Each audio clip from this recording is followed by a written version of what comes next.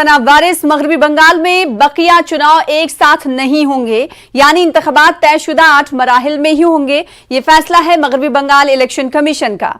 Corona के बढ़ते मामले के बीच मगरबी बंगाल में जारी इंतखाबी तशहीर में कोरोना प्रोटोकॉल की धज्जियां उड़ती देख इलेक्शन कमीशन ने आज ऑल पार्टी मीटिंग का इनेकाद किया, जिसमें सभी पार्टियों के नुमाइंदों ने शिरकत की। इस मीटिंग में कोरोना प्रोटोकॉल के तहत चुनाव पर सभी पार्टियों ने रजामंदी जाहिर की, जबकि इससे पहले टीएमसी ने बकिया 3 मरहले का इंतखाब एक साथ कराने की मांग ईसी से की थी। लेकिन अब चुनाव तो होंगे, लेकिन कोविड जाब्तों के तहत लीडरान से लेकर अवाम को कोरोना जाब्तों की पासदारी करनी होगी, जो कि पिछले 4 मरहलों में देखने को नहीं मिली।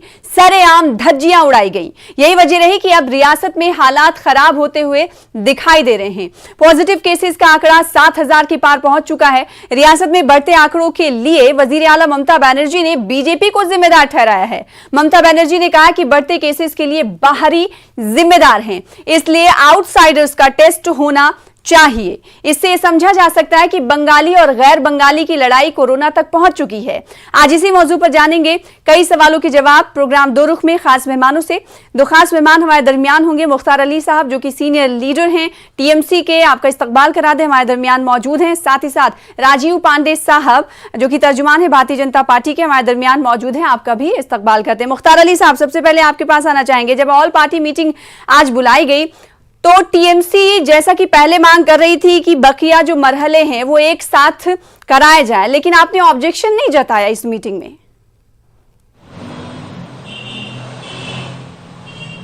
जी जरा सवाल फिर से बोलिए। टीएमसी पहले से मांग कर रही थी कि जो बाकी आने वाले चरण हैं उसे सब एक साथ करा दिया जाए। इलेक्शन कमीशन से मांग कर रही थी, जिसे इनकार कर दिया गया। लेकिन जब आज ऑल पार्टी मीटिंग बुलाई गई तो आपने इस हवाले से कोई अपनी बात नहीं रखी। मतलब टीएमसी की तरफ से इस जानिब तवज्जो मबजूल नहीं कराई गई इलेक्शन कमीशन के सामने कि बकिया जो मरहले हैं वो एक साथ कराए जाए और रियासत के हालात खराब हो रहे हैं। आप तो भारतीय जनता पार्टी को जिम्मेदार ठहरा रहे हैं। जी ऐसी बात नहीं है। हमारे नेत्री ममता बनर्जी कल पूरे देश ने देखा है कि ममता बनर्जी ने बकिया 4 चरण का जो चुनाव है, उन्होंने 17 तारीख का जो चुनाव है उनको छोड़कर बाकी 3 चरण का चुनाव के लिए उन्होंने इलेक्शन कमीशन से दरखास्त की है कि आप ये एक दिन में करा दिए, ताकि आपने शायद सवाल नहीं समझा। मेरा सवाल यही था कि आपने जब पहले मांग की इलेक्शन कमीशन से, जब आप मीटिंग में ऑल पार्टी के दरमियान पहुंचे, इलेक्शन कमीशन के पास पहुंचे, तो क्या आपकी पार्टी की तरफ से, टीएमसी की तरफ से इस पर ऑब्जेक्शन जताया गया या नहीं जताया गया? और नहीं जताया गया तो आखिर क्यों नहीं जताया गया? तो क्या ये समझा जाए कि सिर्फ और सिर्फ अवामी मंच पर आप ऐसे बयान देते हैं, बाकी तो आपको भी चुनाव ही जरूरी है? नहीं, ये आपने देखा नहीं कि पार्टी का सुप्रीमो ने ये दरखास्त की है। ये पार्टी के सुप्रीमो ममता बनर्जी ने कल ओपन फोरम में तमाम लोगों के सामने कहा कि मैं चाहती हूं कि इस तरह का 3 चरण का जो चुनाव है एक बार में किसी एक डेट में कर दिया जाए, हमें कोई आपत्ति नहीं है। तो फाइनल हो गया, और फिर उसमें बोलने की क्या बात है? उससे बढ़कर तो किसी के पास पद नहीं है, ना बोलने की हिम्मत है। पार्टी सुप्रीमो ने ये बात कही है। कल तमाम लोगों ने, तमाम मीडिया ने ये चीज को सर, आज all party meeting election commission के साथ थी, आपको मालूम है ना? कोविड आज इलेक्शन कमीशन के साथ ऑल पार्टी मीटिंग थी, आपको मालूम है ना? इलेक्शन कमीशन के, सुनिए मेरा सवाल इस हवाले से। बिल्कुल आप ये इलेक्शन कमीशन को चाहिए कि ये इलेक्शन कमीशन की जिम्मेदारी है कि हेल्थ मिनिस्ट्री का जो प्रोटोकॉल है, जो हेल्थ मिनिस्ट्री का डाटा है, जो हेल्थ मिनिस्ट्री का प्रिंसिपल सेक्रेटरी है देश का, उनके साथ बैठकर ये तय करना है कि क्या करना है। आप पॉलिटिकल पार्टी से बात करके ये फैसला करेंगे कि देश में चुनाव किस तरह होगा, वो तो अपने तौर पर सब बात करेंगे। लेकिन देश में जिस तरह कोरोना अपना पैर फैला दिया है, मैं समझता हूं कि गुज़िश्ता साल से ज्यादा इस बार हमको नुकसान उठाना पड़ेगा। ये पूरे देश नहीं, सवाल तो मुख्तार अली साहब यही उठ रहा है कि आप एक तरफ मांग कर रहे थे और जब मीटिंग बुलाई गई आपसे बातचीत करने के लिए तो वहां पर आपने इस बात को आखिर क्यों नहीं रखा? राजीव पांडे साहब, आपसे ये सवाल, एक तरफ जहां ईसी ये फैसले कर रही थी कि अब जो बाकी चुनाव मगरबी बंगाल में होंगे वो कोविड प्रोटोकॉल के तहत होंगे, दूसरी तरफ हमने देखा कि अब अगर प्लेस की हम बात करेंगे तो कृष्णा नगर में मरकजी वजीर दाखिला अमित शाह इंतखाबी तशहीर में मसरूफ थे और वहां पूरी धज्जियां उड़ रही थी, तो क्या अभी लीडरान ये माना जाए कि इसका इंतजार कर रहे थे कि ईसी की मीटिंग खत्म हो, 5वें 6ठे मरवले के बाद हम इस पर अमलावरी करेंगे, फॉलो करेंगे इसे? देखिए सना जी, मैं एक बात बताना चाहता हूं कि आज जो इलेक्शन कमीशन ने जो डिसीजन लिया, पहले मैं उसका स्वागत करता हूं, क्योंकि देखिए जो 48 घंटे पहले जो प्रचार बंद होता था उसको 72 घंटे कर दिए गए। तो अगर आज आपसे देखें, कल तो एक चरण हो जाएगा, तो 17 से लेकर के जो बाकी जो 10-12 दिन का जो इलेक्शन प्रोसेस है, उसमें जहां 2 दिन तो पहले हर चरण के पहले बंद होना था, अब वो 3 दिन हो गया, तो करीब 9 दिन उस हिसाब से कम हो गए। नहीं राजीव पांडे साहब, मैंने जो सवाल किया था ये तो इलेक्शन कमीशन का फैसला है, जो कि मैं भी नाज़रीन को बता दूं, 7 बजे शाम तक ही अब इंतखाबी तशहीर हो सकती है, जो कि सुबह 10 बजे शुरुआत होगी। मेरा सवाल ये था कि इलेक्शन कमीशन, सर एक सेकंड, जो सवाल किया उसका जवाब तो दीजिए। मेरा सवाल ये था कि एक तरफ इलेक्शन कमीशन मीटिंग कर रही थी, दूसरी तरफ लीडरान धज्जियां उड़ा रहे थे, तो क्या माना जाए कि आने वाले दिनों में फॉलो करेंगे गाइडलाइंस को? नहीं, मैं वही बिल्कुल, आप एकदम कोई धज्जी नहीं उड़ा रहा है। अब इलेक्शन कमीशन का काम है इलेक्शन कराना, और जो भी प्रोटोकॉल है उसका पालन होगा। अब बात जो पूरी जो बात हो रही है, जो आपने सवाल किया, ये तो न्यूज़ था जो मैंने आपको बता दिया कि इलेक्शन कमीशन ने डिसीजन लिया। अब 2-3 मुद्दे उठ करके आते हैं। पहले बात, इलेक्शन कमीशन के गाइडलाइंस का पूरा पालन होगा, कोशिश होगी कि पूरी की तरह से पालन हो। अब देखिए 2-3 बातें हैं। ममता बनर्जी जी ने कहा कि हम तीनों एक साथ कराना चाहते हैं, लेकिन जब फोरम के पास पहुंची तो चुप। दूसरी बात, इलेक्शन कमीशन जब कोई 8 फेज का, अब देखिए 5 स्टेट में चुनाव हुआ, कई सारे स्टेट में एक ही दिन में चुनाव खत्म हो जाता है। एक्चुअली वो ममता बनर्जी ने बंगाल की हालत, वेस्ट बंगाल की हालत इतनी खराब कर दी कि इलेक्शन कमीशन को लगता है कि 8 चरणों में चुनाव होगा, तभी शांतिपूर्ण और ईमानदारी से चुनाव हो सकता है। ये तो शर्म आनी चाहिए ममता बनर्जी को कि उसने कैसे स्टेट की हालत कर दी। एक जमाने में आपको याद होगा जब TN सेशन साहब थे इलेक्शन कमीशन, तो बिहार में ऐसी स्थिति पैदा होती थी। अब बिहार में भी नहीं होता, 2-3 चरण में खत्म हो जाता है। 8 चरण में CISF के लोगों से पता नहीं कहां से इंपोर्ट करके लाए हैं, लोगों हथियार छीनने की कोशिश करते हैं। तो फाइनली इलेक्शन कमीशन का काम है कि भाई ये देखा जाए। और तीसरी जो मेरी लास्ट बात इस विषय पर है कि जिस जिन एरियाज में है वही चुनाव प्रचार चल रहा है। और जो सबसे अच्छी बात हुई है कि 3 दिन 48 घंटे के बाद 72 घंटे पहले ही चुनाव प्रचार बंद है, और 3 घंटे का और वक्फा कम कर दिया गया। तो मेरे हिसाब से इलेक्शन कमीशन ने बहुत सही डिसीजन लिया है, और सब लोगों को कोविड प्रोटोकॉल मानना चाहिए। और ये जो बाहरी वाली बात करते हैं ना ममता बनर्जी, इसका जवाब वहां की जनता देगी। जो बाहरी लोग लेके आते हैं, ये ममता बनर्जी कहां से, मतलब ये किस प्रकार की राजनीति है, बाहर के लोग लेके आते हैं। ये बाहर के लोगों को वोटर बनवा दिया है, उन्हीं को निकालना है NRC के थ्रू। जो वोटर बनवाए ना ममता बनर्जी और कम्युनिस्टों ने मिलकर के, उन्हीं सब की नाम से लिस्ट हटाना है। ये बिहार के, बंगाल के, महाराष्ट्र के लोग एक दूसरी जगह जाएंगे, पूरा देश एक है। असम के लोग हो या तमिलनाडु के, ये उनको बाहरी कहते हैं, इनको शर्म नहीं आती। बिल्कुल बिल्कुल।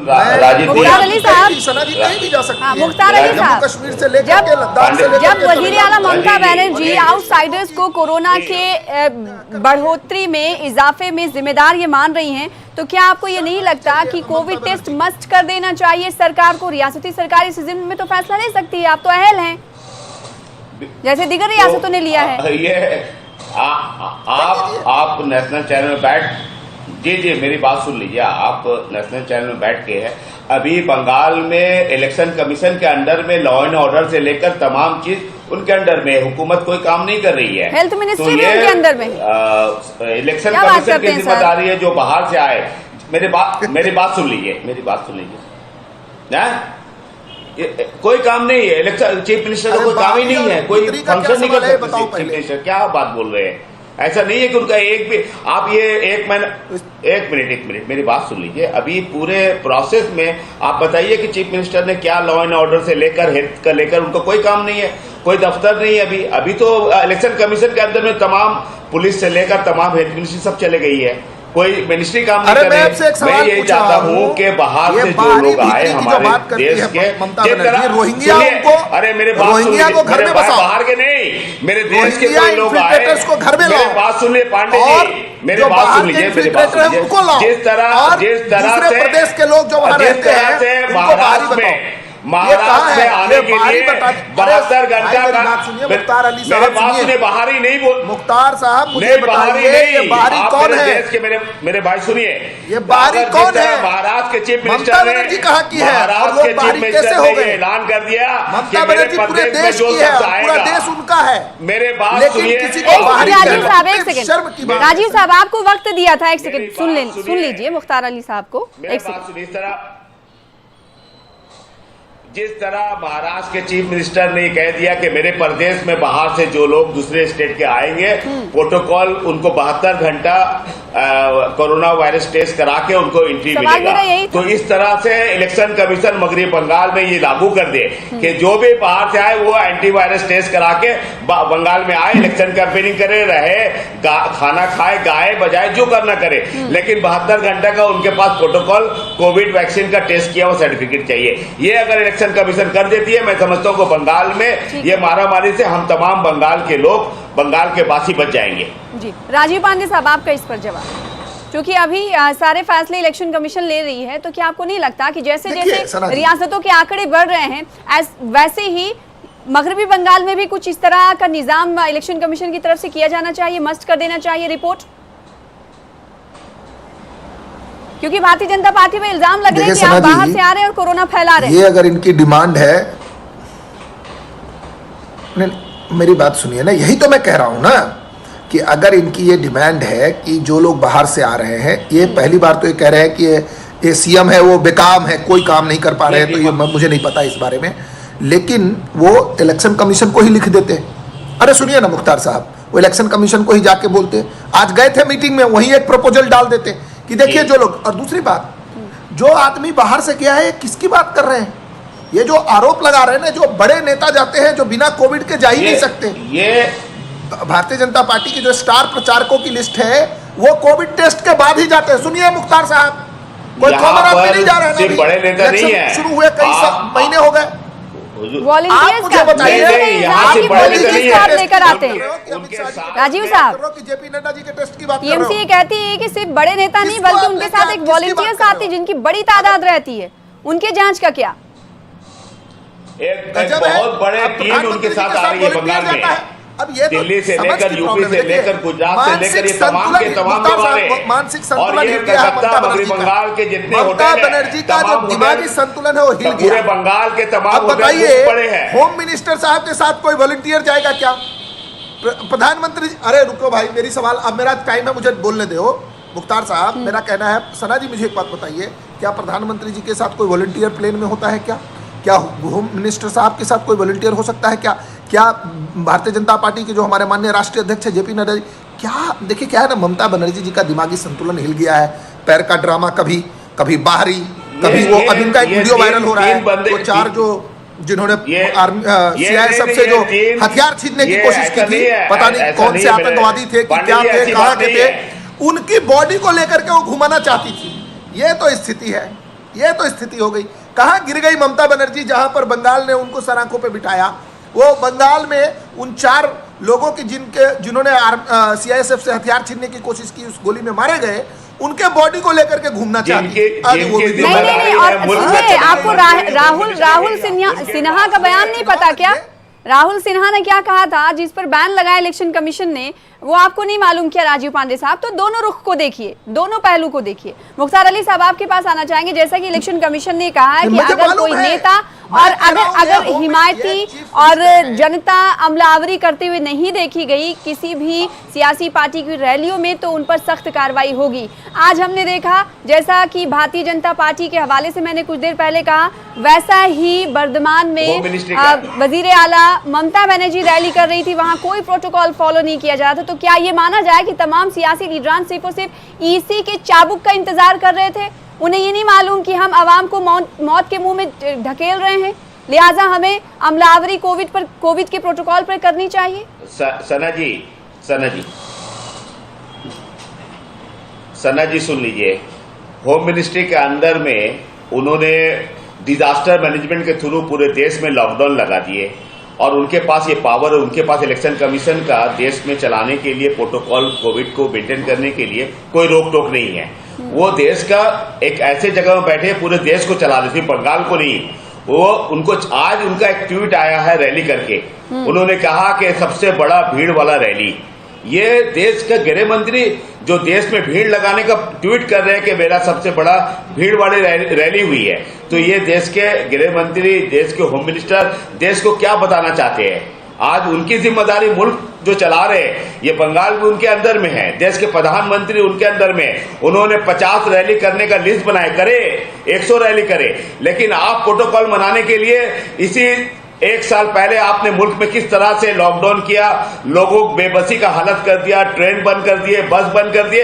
आज आप ही धज्जी उड़ा रहे हैं। आज अवाम आपसे पूछ रही है कि आज आपके पास आपने 50,000 वेंटिलेशन का ऑर्डर दिया था, आज वेंटिलेटर का लेकर RTI हुआ है, जिसमें बहुत बड़ा घोटाला निकला है, जो आधे से ज्यादा वेंटिलेटर आपके पास आए नहीं है। आपने 6 करोड़ वैक्सीन विदेश को भेजाने की दिया है, और यहाँ पर अपने मुल्क में सिर्फ 45 साल के अंदर जो लोग हैं, 45 साल के अब उनको देने की बात कर रहे हैं, बाकी लोगों को नहीं देंगे। आप 6 करोड़ बाहर में दिखा रहे हैं कि हम विश्व गुरु बन गए और दुनिया को हम दिखा रहे हैं। अपने देश को जरूरत है, हम पूरा कोविड की वजह से पूरा निजाम हकीकत ये है कि इलेक्शन कमीशन इंडिपेंडेंट इदारा होने के बावजूद अगर इस तरह के फैसले ले रहा है, सियासी लीडरान को मास्क लगाने को लेकर, अगर बड़े बड़े लीडरान इस तरह से ना फॉलो करे रूल्स को, तो ये तो लम्हे फिक्रिया है। तो क्या कहा जाए कि अवाम को आप क्या मैसेज देना चाहते हैं? एक तरफ चिताएं जल रही हैं, लाशें जल रही हैं, जगह नहीं मिल रहे हैं, कब्रिस्तान में भी भीड़ है, लाइन लगी हुई है, और दूसरी तरफ हमारे जो लीडर, जो हमारे इलाके के नुमाइंदे हैं, वही धज्जियां उड़ा रहे हैं।